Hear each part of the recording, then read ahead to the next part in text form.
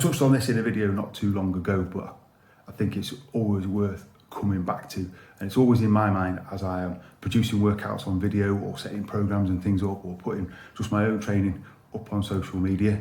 You know, sometimes a bit egotistical, a bit gratuitous, but you know, if the technique stuff helps someone, then it's worth it.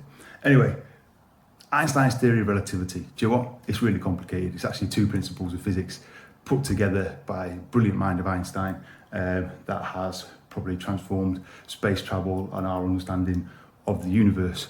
But the theory of relativity in exercise, training and nutrition is, it can be easy to get caught up, particularly in these days of social media, of seeing people doing amazing stuff physically.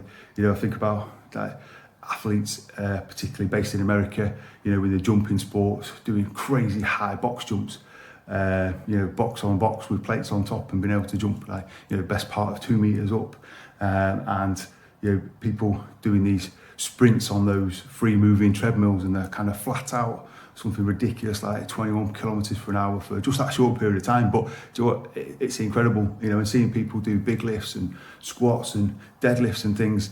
And you know, sometimes I look at that and I go, I used to be able to do that, but a couple of injuries and just wanted to be able to keep on training, so not really hitting those kind of maximal weights that I used to be able to, out of choice, to have that longevity.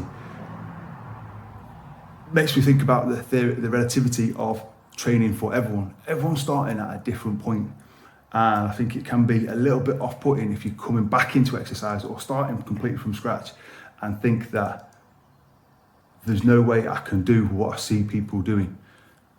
There's not going to be that expectation to do what you see people doing. You've got to start from where you're starting from, and if that means that is hitting 7,000, 8,000 active steps in a day, just in your daily life to start with, because you're only at 3,000, 4,000 now for whatever reason, you know, your job, you're driving a lot or whatever it is, that's your start, and that's a relative improvement and progress. If you're starting off and you know, 10 bodyweight squats is really hard work, 12 next time, that's progress.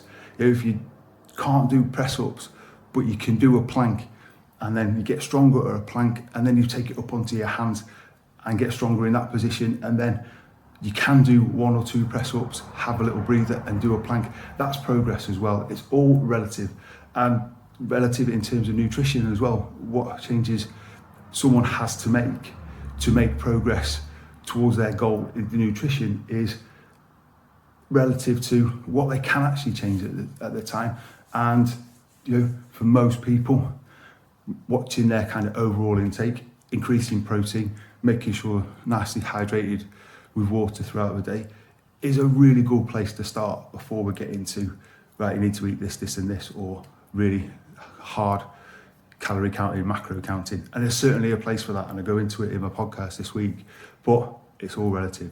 Start somewhere, start doing something, start looking at how you can improve a little tiny bit week by week, and then if you need help and support, reach out to someone who can help and support you and understands where you're starting from, where you want to get to, and what that journey is going to look like.